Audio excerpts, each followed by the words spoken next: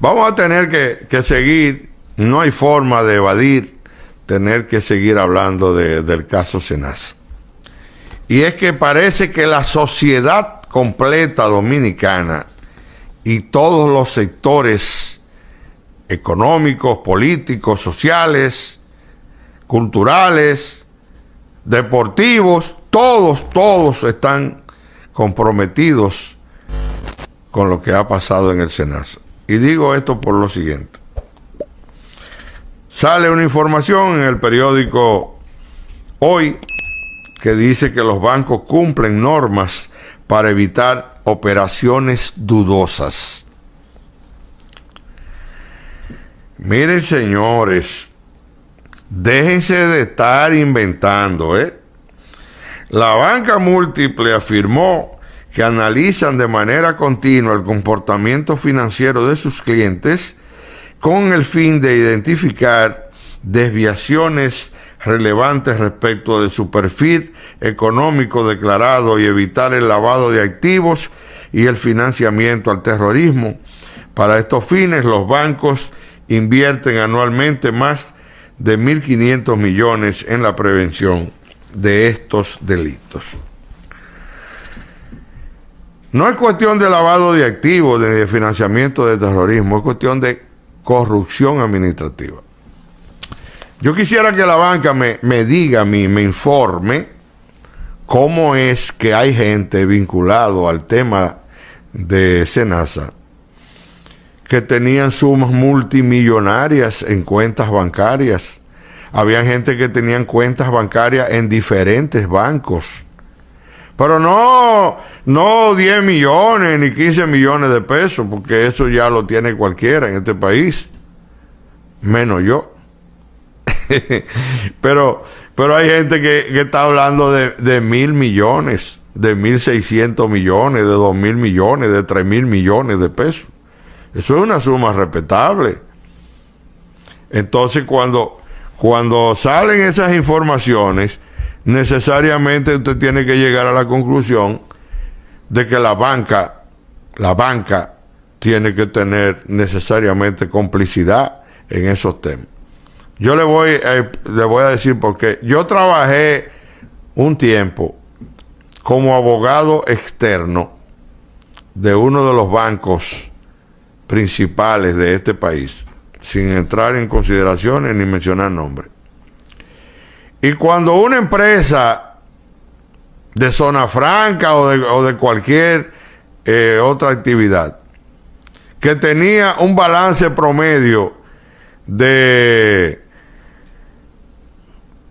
20,000, 30,000 dólares en sus ventas, de repente subía al doble de esa venta o al triple de esa venta, inmediatamente en el departamento de seguridad se prendía una luz roja.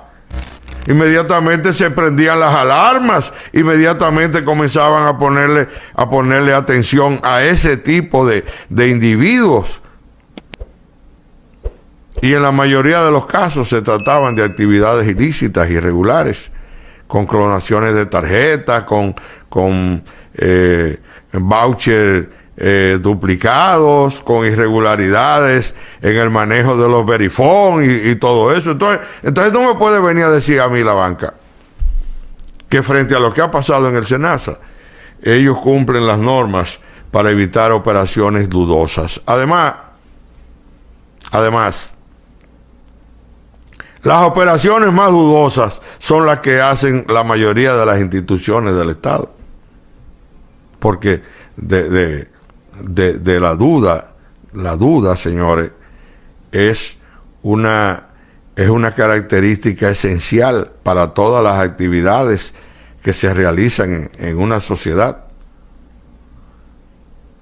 Que usted era un lambetrago, que usted era un tipo que vivía metido en los bares buscando quien le brindara una cerveza o un trago, y de repente usted anda en un Longines o en un Porsche, y de repente usted compró un apartamento de $1 millón, o tiene una villa en casa de campo, o tiene un yate, inmediatamente tiene que surgir la duda. Ah, pero ven acá, y fulano de tal se sacó la loto, o fulano de tal recibió una herencia. Inmediatamente se prenden las alarmas. Y para que usted vea que no estamos inventando y que no estamos especulando, cuando nosotros hablamos aquí de las posiciones públicas, tanto del presidente de la República como de la vicepresidenta de la República, necesariamente tienen que darnos la razón en el sentido de que habían alarmas, de que se habían prendido las luces rojas dentro de las seguridades que se tiene en el Estado para determinar que algunas cosas no andan bien. Si tú tienes a mano, Máximo, ponme lo que dijo la vicepresidenta de la República y después ponme lo que dijo el presidente de la República respecto del caso de Senasa, que ambos dijeron que ahí no había crisis, que ahí lo que faltaba era dinero y que lo que había que hacer era aportarle más dinero. Pónmelo, por favor. El presidente fue contundente en la respuesta que dio ayer, precisamente cuando dijo no hay crisis. Lo que hay es que inyectarle más dinero a Senasa porque realmente hemos afiliado cerca de 2 millones y algo de dominicanos que también merecen tener su seguro de salud. Muchísimas gracias.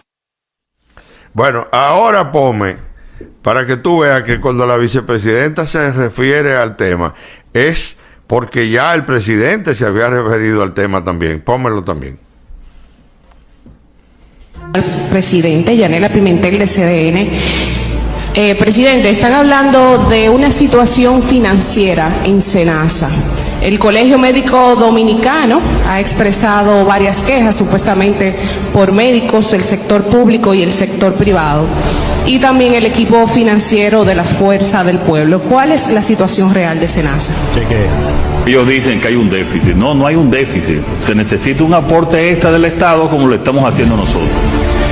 Y eso es calidad del gasto. Oye. Invertir los recursos del pueblo en la salud de los dominicanos.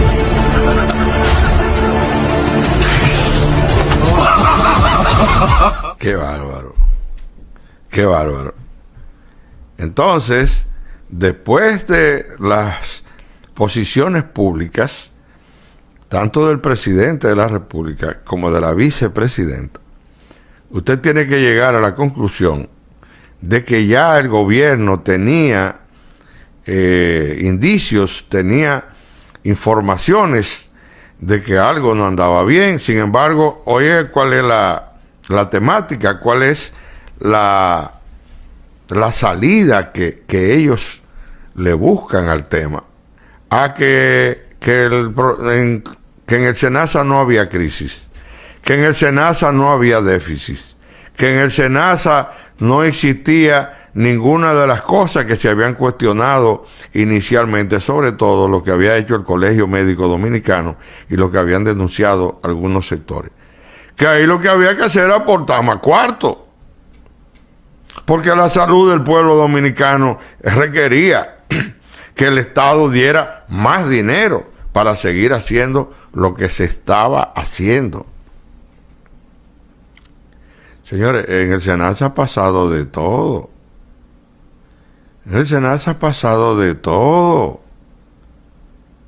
Y no me puede decir a mí, el presidente, la vicepresidenta, que el tema de Senasa viene del 24, a partir de las elecciones del 24, donde se afiliaron más de 2,5 millones de gente. No, eso viene desde el 20. Digo, venía desde antes, porque en los gobiernos del PLD, que ahora se ponen a hablar pendejadas, pero que ellos también son parte del mismo esquema. Y se ha denunciado algunas ONG de algunos dirigentes políticos del PLD, sobre todo de la gente de la Fuerza del Pueblo, que también recibían cuantiosos fondos de esas ONG del Senasa. y que las irregularidades que se puedan establecer van a arropar y van a llegar a todo el mundo. Bueno, pero a partir del 24 no es que empezaron los casos del SENASA, ahí se pudieron haber incrementado, porque como yo decía en el día de ayer o antes de ayer,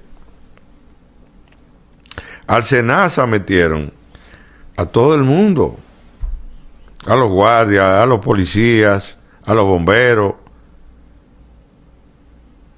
a los profesores. Bueno, la ADP tiene una ARS que es el SEGMA, ¿no? Y la Universidad Autónoma de Santo Domingo, FAPROAS, tiene también su ARS. Entonces yo he dicho algo que nadie ha salido a refutarme, y en el sentido de que con SENASA, aparte de la corrupción administrativa, aparte de los robos y todas las mafias que operaban ahí dentro, también hay una conspiración para destruir al SENASA.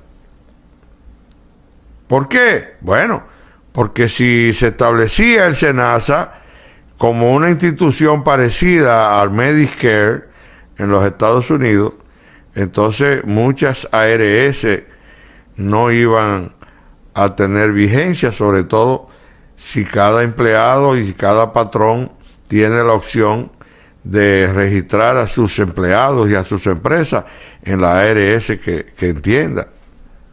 Entonces había que destruir eso, como han destruido otras cosas en la República Dominicana. Han destruido la educación pública, precisamente porque si la educación pública es eficiente, es buena, entonces todo el mundo podría mandar a sus hijos a la escuela pública, y eso iría en detrimento de los grandes colegios, que a la gente aquí tiene que hipotecar la casa para poder pagar los estudios de un hijo. Lo mismo pasa con las universidades. Hay que destruir a la Universidad Autónoma de Santo Domingo, porque en la medida en que la Universidad Autónoma de Santo Domingo sea eficiente y le garantice a los hijos de los pobres de este país la posibilidad de estudiar, entonces eso va en detrimento de las universidades privadas, donde alguna gente tiene que vender lo que tiene para poder inscribir y mantener a un muchacho estudiando. Entonces, el deterioro de los servicios públicos han ido concomitantemente con el auge de sectores privados que dan los mismos servicios. Señores, aquí hasta hace 20 años atrás, y lo voy a poner así, 20 años, 30 años atrás, todas las empresas y todos los parques eléctricos que había en este país eran propiedad del Estado Dominicano, de la empresa eléctrica dominicana, de la Corporación Dominicana de Electricidad, luego convertida en la empresa eléctrica dominicana. Pero llegó un momento en que, y yo mencionaba ayer a Antonio Isa Conde. Antonio Isa Conde fue designado por Leonel Fernández, y que venía de Participación Ciudadana. Y Leonel Fernández lo puso a dirigir la CRED. La CRED, ¿qué era la CRED? La CRED era la Comisión para el Reordenamiento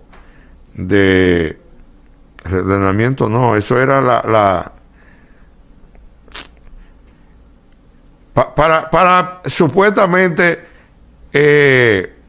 capitalizar las empresas del Estado.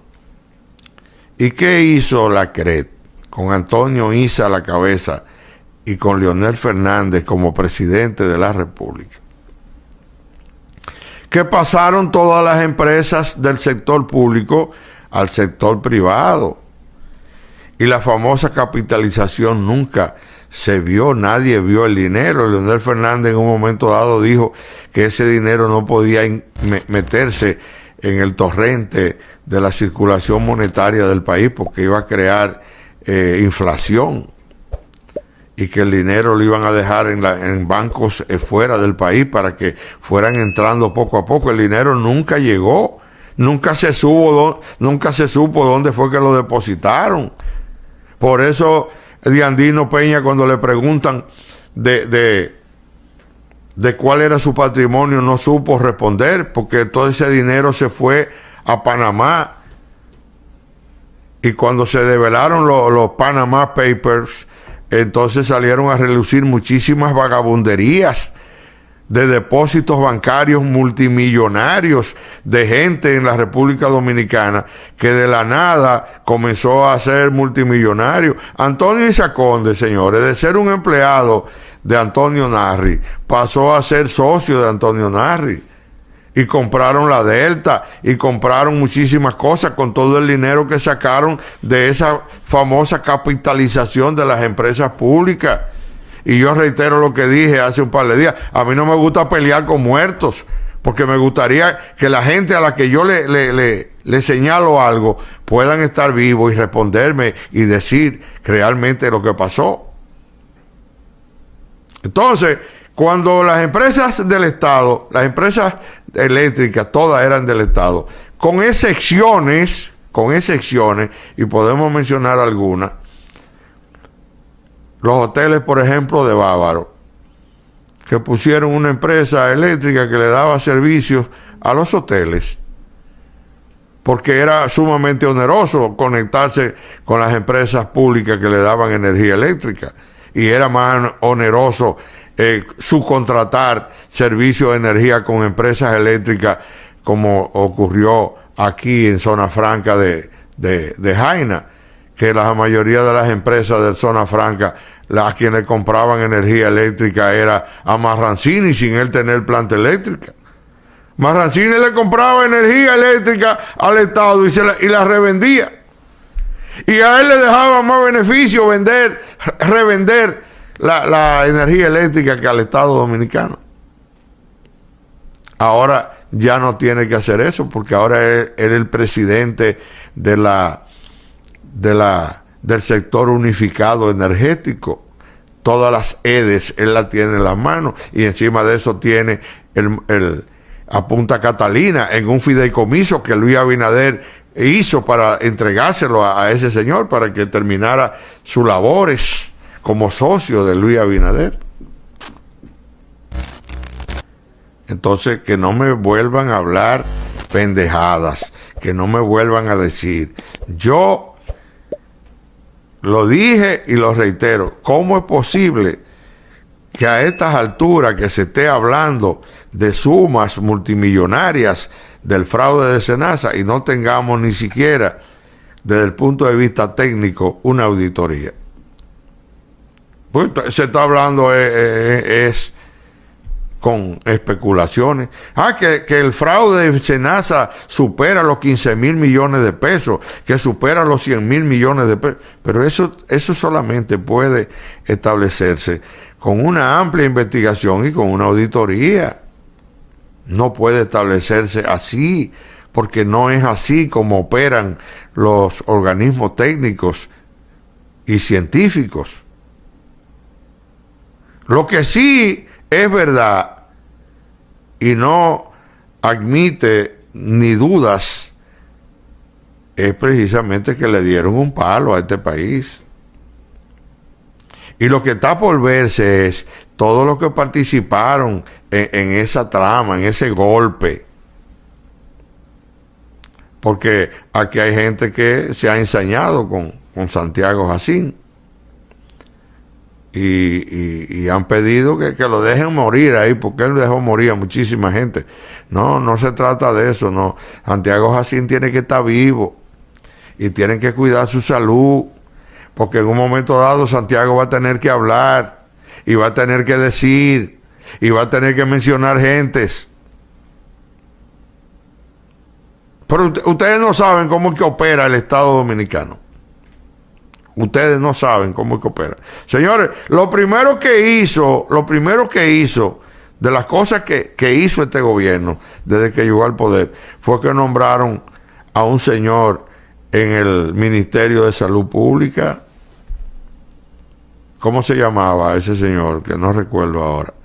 El primero que nombró Luis Abinader en Salud Pública. Pero nombró a la vice como jefa del gabinete de salud, y porque tuvieron un problema con unas jeringas que querían comprar, y con unas mascarillas, y con una prueba PCR, y con unas vacunas que nunca llegaron al país, a ese señor lo tiraron para arriba y lo sacaron de ahí. Después nombraron uno de los de ella. Y ese estuvo ahí en el Ministerio de Salud hasta que salió como candidato a senador por Santiago. Y ahí entonces la quitan del gabinete de salud y la pasan al gabinete eléctrico.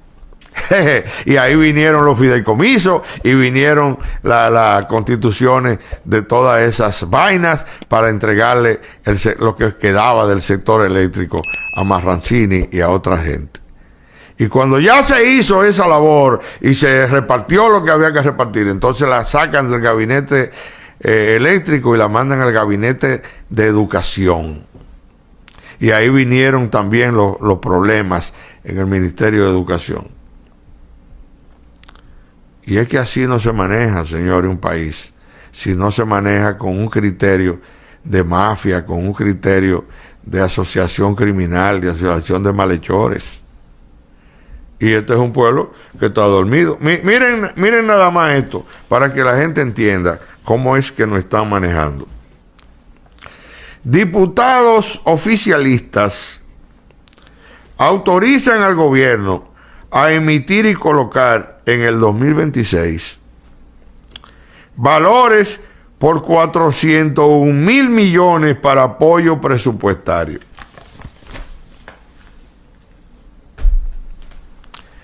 Díganme las cosas, pónganmela en español, por favor, para que la gente entiendan. ¿Cómo que para apoyo presupuestario? Y el Congreso no acaba de aprobar el presupuesto para el 2026. Y es que vivimos en este país de trompezones en trompezones y de brincos en brincos. Aprueban un presupuesto y antes de que concluya la mitad de la ejecución de ese presupuesto, ya hay que hacer un presupuesto complementario y hay que emitir bonos soberanos y hay que autorizar al gobierno a que use una cantidad de dinero nuevamente, supuestamente para apoyo presupuestario. Óigame, señores, este desorden, esto es un desorden, Y no es el hecho nada más de que sean corruptos. No se trata de eso. Porque hasta para ser ladrón hay que tener cierta capacidad. Incapacidad financiera, incapacidad de gestión. No tienen la mínima de la capacidad para dirigir un Estado que lo dirige cualquiera. Señores, Balaguer dirigía este país con una libretica metida en un bolsillo y todos los días en la tarde tenían que ir a donde Balaguer, el director de impuestos internos, y tenía que ir la directora o directora de aduana, y tenían que ir todas las oficinas recaudadoras donde el doctor Balaguer y decirle cuánto se había recaudado. Y en el gobierno de Hipólito también, yo recuerdo que a las 6 de la tarde, a las 7 de la noche, porque yo era amigo de Vicente Sánchez Baré, y Vicente era el director general de la aduana, y en algunos momentos yo estaba conversando con Vicente y sonaba el teléfono y era Hipólito Mejía preguntándole a Vicente cuánto se recaudó en el día de hoy. Y eso también ha ocurrido en el gobierno de Luis, porque a mí me dijo Yayo San Lobatón que cuando tenía unos niveles de de recaudación fiscales por concepto de aduana, y un día bajaban, Luis lo llamaba por teléfono y le preguntaba, ¿qué pasó? O sea, que un presidente de la República, si se enfoca en tener control de todo lo que pasa en el país, tiene controles. Ahora, si no le interesa controlar, si no le interesa fiscalizar, entonces ni va a controlar ni va a fiscalizar. Tan sencillo como eso. Pero yo recuerdo en el gobierno de Danilo Medina que un funcionario del gobierno, en una juerga que hizo una noche, se gastó casi 400,000 pesos en una fiesta, en un restaurante, mucho vino caro y al otro día por la mañana lo estaba llamando Danilo Medina porque el DNI le informó. ¿Qué pasó anoche? ¿Qué fue lo que pasó? ¿De qué? ¿Dónde usted estaba anoche? ¿Qué fue lo que usted hizo? Yo estaba con unos amigos. Sí, pero usted se gastó casi 400,000 pesos. Y el tipo le dijo, sí, presidente, pero ese dinero es mío. Sí, eso es, lo sabe usted. Y posiblemente usted me lo pueda probar que es así. Pero todo el que estaba ahí, todo el que vio el derroche, lo que va a pensar es que ese derroche, ese gasto innecesario de esa juerga, de esa fiesta que usted hizo, fue con fondos del Estado. Porque es muy bueno usted ser funcionario público y tener gastos de representación y tener viáticos y tener carros y que la gasolina se la da el Estado Dominicano, y usted, ¿qué le importa a usted tener un jipetón de 8 cilindros y que la gasolina se la bebe con un jarro si la gasolina no sale de su bolsillo? Señores, lo que yo voy a decir, yo creo que en la historia de los funcionarios públicos de este país no existe. Mire, Rafael Flores Estrella, que era secretario administrativo de la presidencia en el gobierno de Salvador Blanco, supuestamente el gobierno más corrupto que ha habido en este país. Primero, Rafael no usaba un vehículo oficial, usaba su propio vehículo. Y nunca echó gasolina en el palacio a su carro, le echaba gasolina él, de su dinero. Y cuando iba a comprar una casa, solicitó un préstamo en un banco, y cuando el banco se lo otorgó, le hizo un informe al presidente de la República diciendo, mire, presidente, voy a comprar una casa con un préstamo que me otorgó este banco por este monto y voy a pagar mensualmente tanto. Eso no lo hace todo el mundo en este país. Eso no lo hace todo el mundo en este país. Entonces, yo creo que aquí estamos en una situación de crisis institucional, de crisis de gestión. Y la peor de la crisis es la credibilidad. Ya nadie puede hablar y decir nada porque nadie le va a creer. Nadie le va a creer. Sobre todo, como dice en una famosa película que se llama La Duda, que una señora va a confesarse donde un sacerdote y le dice, mire padre, yo he dicho cosas que no son verdades, que son mentiras, y yo he hablado de una vecina mía, ¿qué yo puedo hacer para que Dios me perdone? Y el padre le dice, usted tiene una almohada de plumas de canario. Sí, yo tengo una almohada de plumas. Bueno, vaya a su casa, suba a la azotea, abra la funda de la almohada y tire todas las plumas al aire. La señora se va y cuando regrese, padre, ya hice lo que usted me dijo. ¿Tiró todas las plumas al aire? Sí. Ahora vaya y recójala. Pero eso es imposible, padre. Esa es la mentira. Esa es la mentira. Ya no hay forma de recoger las plumas porque la brisa se la llevó. Ya nadie va a creer en ustedes. No importa lo que digan. pueden incluso en algún momento decir una verdad y nadie ya le va a creer, por aquello de que esa es la mentira. Y la mentira siempre lleva a la duda. Y la duda, cuando es razonada, tiene esos efectos. Basta ya. Vámonos, ponme el merengue ahí y vámonos de aquí. No más mentiras, no más engaños, no más corrupción. Tomás es el antídoto y la solución. No más robos, no más saqueos, no más impunidad. Por él, Tomás es el antídoto y la solución. Si tú quieres a los corruptos presos, desnudos y sin acuerdos judiciales, Tomás el antídoto y la solución. Sí, tú decides por los ladrones o por Tomás. Sí, por los ladrones o por Tomás. Esto sí está fácil. Por los ladrones o por Tomás. Esto sí está fácil. Tú decides por los corruptos o por Tomás.